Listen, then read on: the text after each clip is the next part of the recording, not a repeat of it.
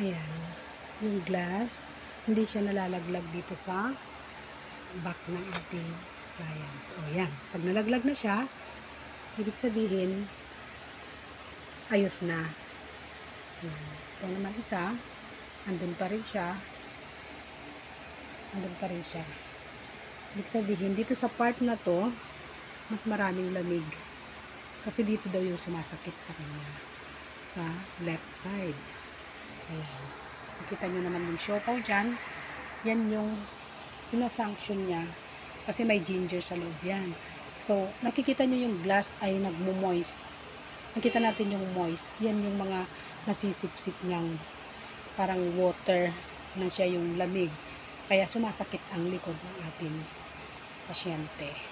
So, ipalalakarin natin siya pababa. Ayan. Ayan.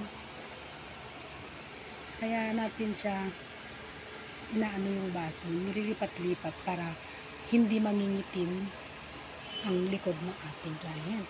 Kasi pag nangitim yan, ang pangit eh. Tsaka, ilang araw siyang hindi makakaligo. Ayan. Itong ginawa ko kasi, in 24 hours, pwede siyang maligo. Ayan. Kahit naka-side, ayan, naka-ano siya, naka-tilt yung baso, nakaganyan.